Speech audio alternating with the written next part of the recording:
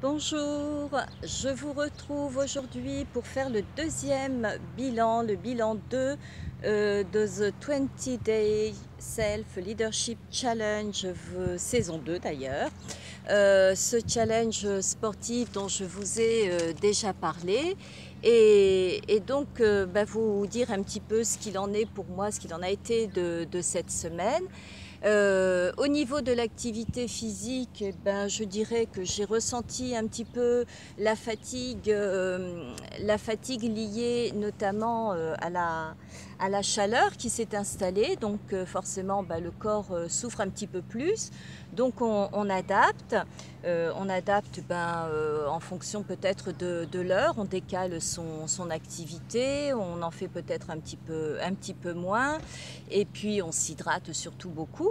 Et puis vous dire que malgré donc cette petite baisse d'énergie physique, eh bien j'inscris le succès de cette semaine dans le fait d'avoir gardé le cap sur l'attitude, puisque l'attitude que je souhaite développer tout au long de ces 28 jours, puisque pour cette deuxième session du challenge, Farida donc, nous a invités à développer une qualité que nous avons, ou en tout cas peut-être, ou alors corriger une petite faiblesse qui nous ennuie. Donc moi j'ai fait le choix de dire pendant 28 jours je vais garder le focus sur le fait de me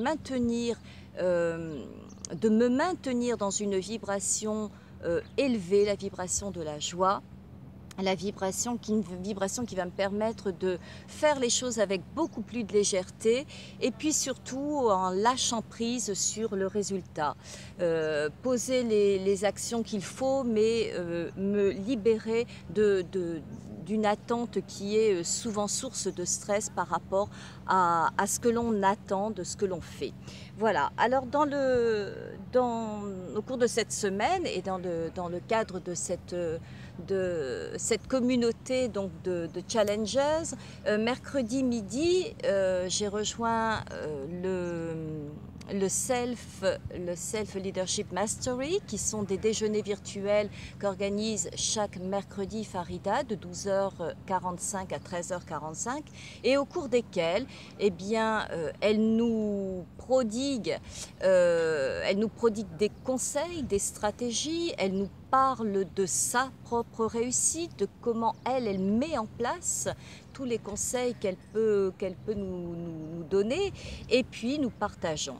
Et cette semaine, donc, je me suis arrêtée sur deux phrases qu'a prononcé Farida, et qui parlaient de réussite.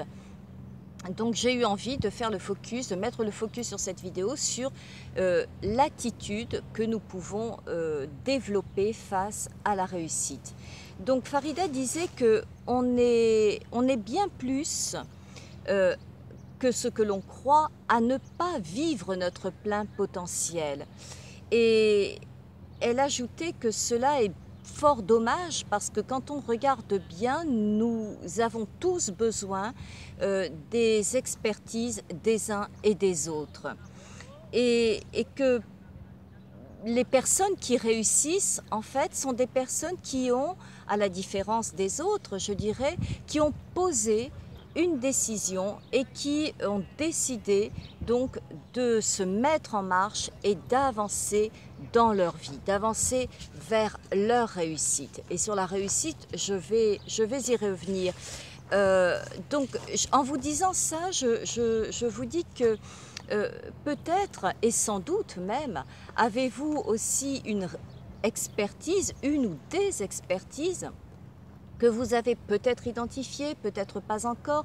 Et si vous les avez identifiées, demandez-vous, est-ce que vous vous sentez suffisamment en confiance pour développer ces expertises, pour les mettre au service de la réussite de votre vie, et par là même de les mettre au service du plus grand nombre.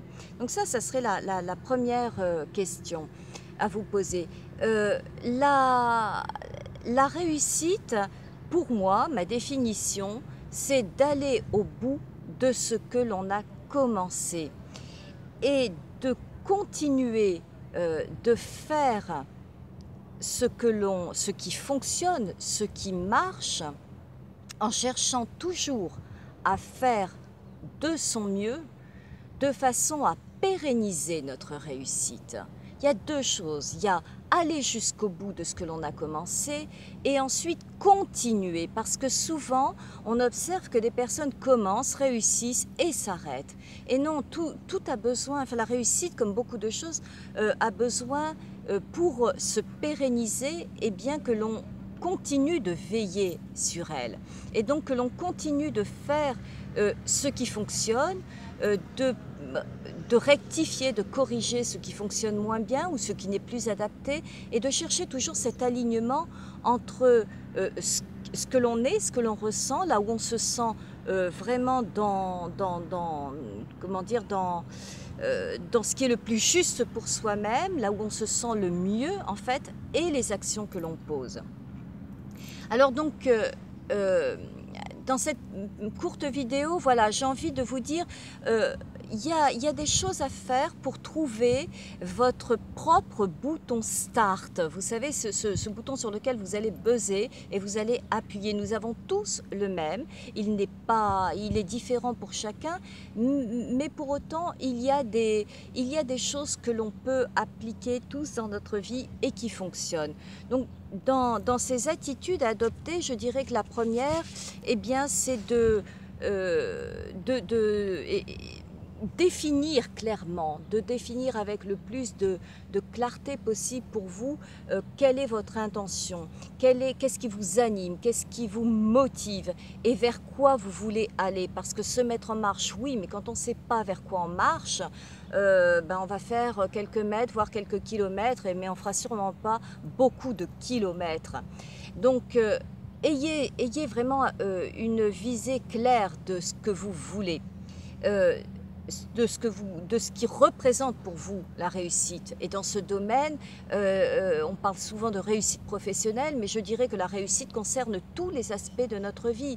Réussir à réussir dans sa parentalité, c'est quelque chose qui peut être un objectif à un moment donné de sa vie. Réussir dans sa vie de couple, c'est pareil, ça peut être un objectif dans sa vie.